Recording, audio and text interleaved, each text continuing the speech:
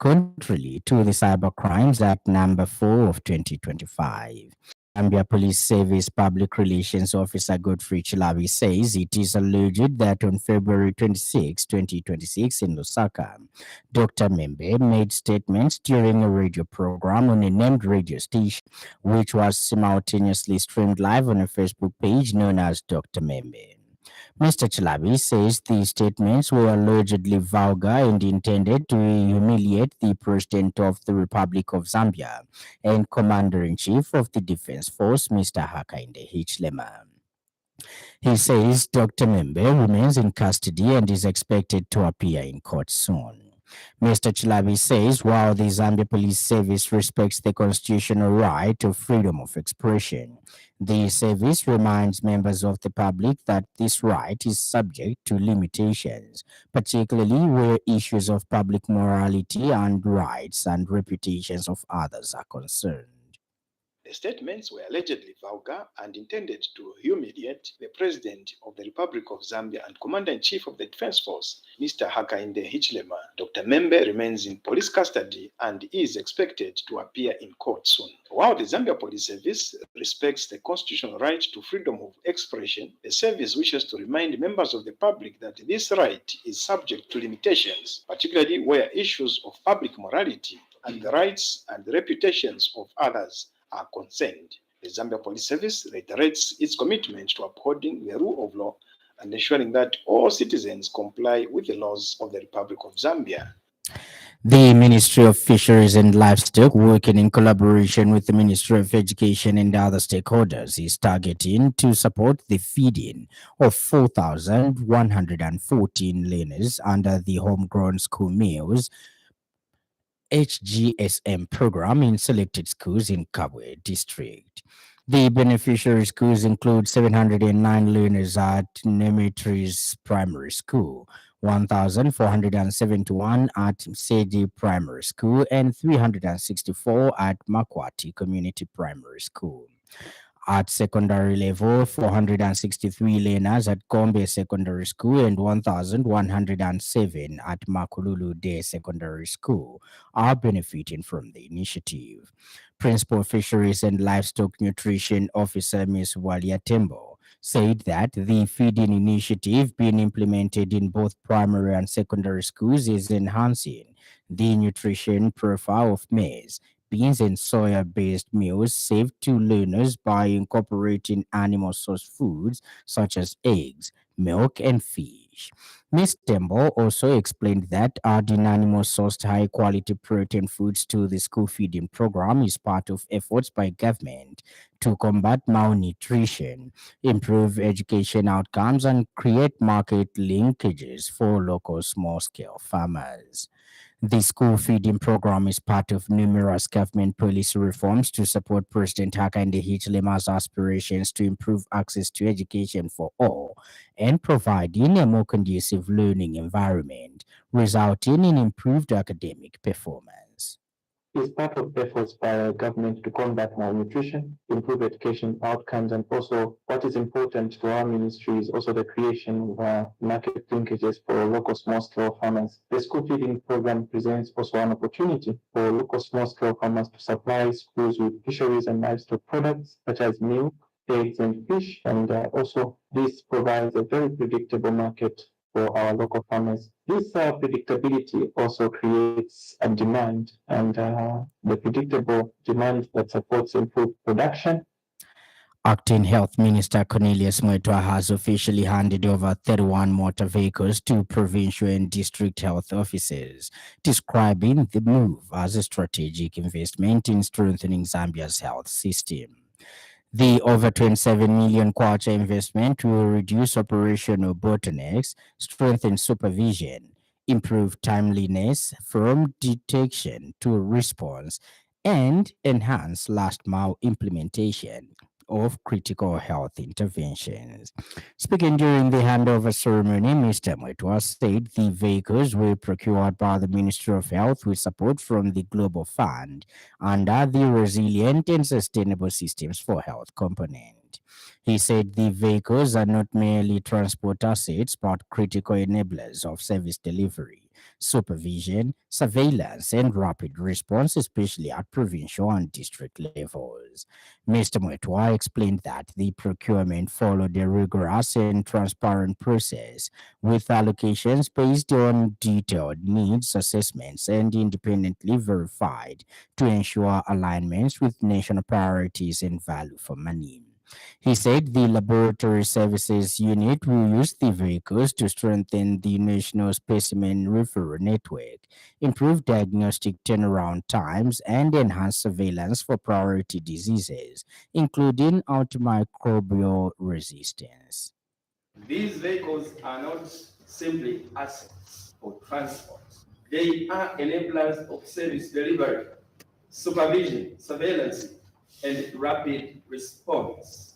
They will enhance our ability to deliver life-saving intervention efficiently and equitably, particularly at provincial and district levels. This procurement followed a rigorous and transparent process. The Zambia National Service Readiness Commander Lieutenant General Engineer Maliti Solochi says the service is ready to assist with logistical and technical support towards efforts to reopen the Chingola Chilila Bombo Road on the Copper Belt. Speaking during the inspection of the damaged road in the presence of the Disaster Management and Mitigation Unit TMMU coordinator Mr. Norman Chipakupaku in Chilila recently, the ZNS commander also announced that the service will provide manpower and additional equipment when need arises to open a detour that will enable the traffic flow between Chililabombo and Chingola. Lieutenant General Solochi explained that the road falls under the responsibility of AVIC as it is being implemented under a public-private partnership PPP initiative, noting that AVIC is fully equal to the task. He, however, emphasized that the Joint Defense Force Task Force he emphasized that the Joint Defense Force the task force rather, the Disaster Management and Mitigation Unit, as well as the Road Development Agency RDA, were necessary to provide technical support, guidance, and supervisory oversight to ensure that similar challenges do not recur. TMMU National Coordinator Mr. Chipakupaku welcomed the collaboration for swift intervention, saying the response signals speedy progress. Chilila District Commissioner Mr. Kelly Jibinga welcomed ZNS and DMMU, saying their response amplified the district's hope of a restored road.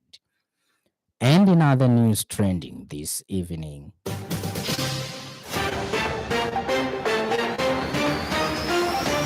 Center for Environment Justice CEJ says the voice of women, youth and children in climate action must be elevated.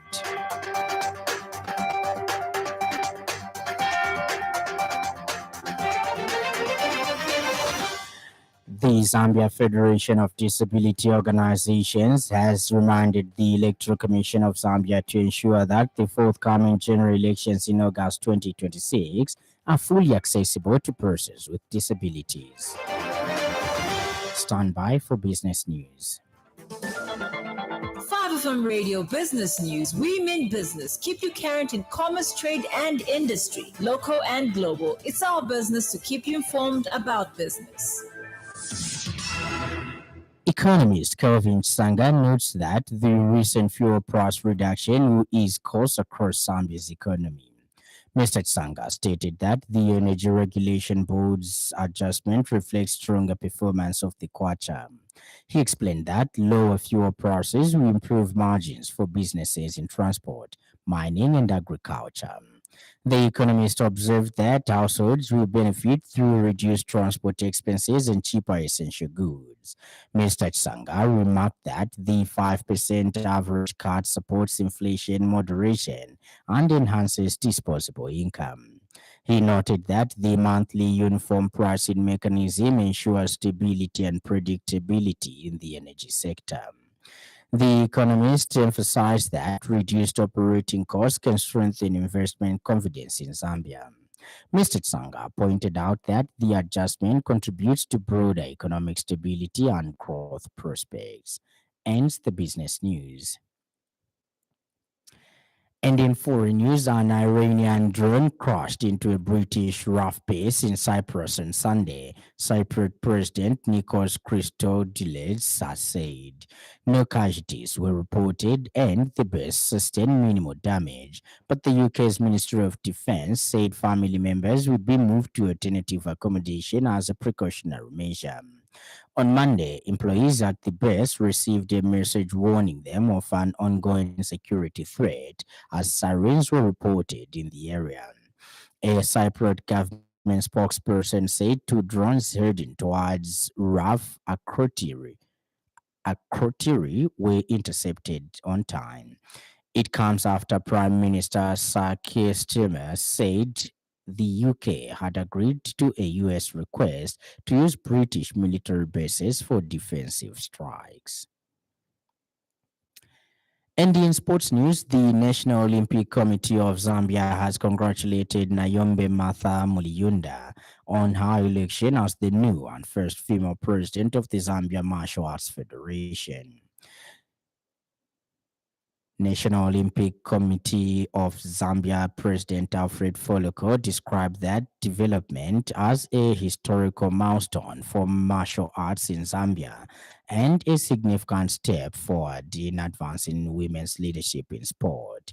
President Foloko expressed confidence in Muliyundi's leadership, noting her participation and graduation from cohort 2 of the Advanced Sports Management course, which equips sports leaders with governance and management skills. Stand by for the weather report.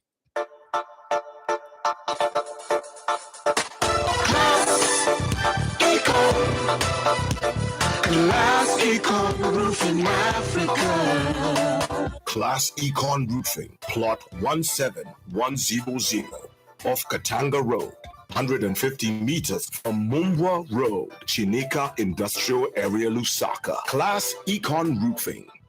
Class plus economy. Class Econ. Class Econ Roofing Africa. Class Econ. The evening is mainly cloudy with rainfall activity over most parts of the country. Ends our weather report, and that weather item brings us to the end of the news part. Before we go, a recap of the stories that made headlines.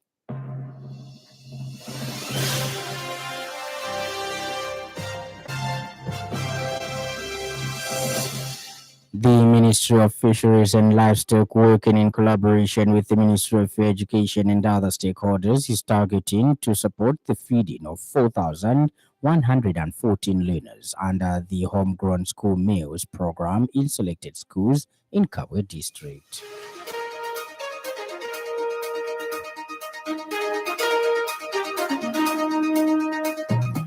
Acting Health Minister Cornelius Mwetwa has officially handed over 31 motor vehicles to provincial and district health offices, describing the move as a strategic investment in strengthening Zambia's health system. And finally, in the news, an Iranian drone crashed into a British RAF base in Cyprus on Sunday. Cyprus President Nikos Christodoulis has said.